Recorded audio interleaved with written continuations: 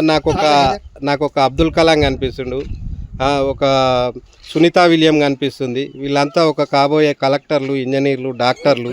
మరి ఇలాంటి ఉజ్వల భవిష్యత్తు ఉన్న మన దేశంలో నేటి బాలలే రేపటి పౌరులు అని చెప్పేసి మనం జెండా వందనం నాడు, రిపబ్లిక్ డే నాడు ఎంతో మరి స్లోగన్లు ఇచ్చుకుంటూ మరి జెండాలు పట్టుకొని ఎంతో ఉత్సాహంగా మనం జెండా పండుగ చేసుకుంటాము. మరి అలాంటి నేటి బాలలే రేపటి పౌరులు అని చెప్పేసి పెద్ద పెద్ద నాయకులు పెద్ద పెద్ద ఉపన్యాసాలు ఇస్తుంటారు.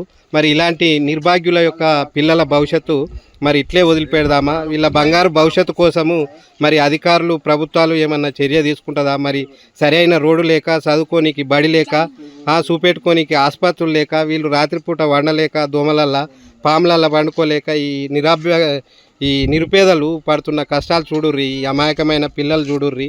ప్రజలారా, ఇది అధికారుల దృష్టికి, పాలకుల దృష్టికి తీసుకపోండి.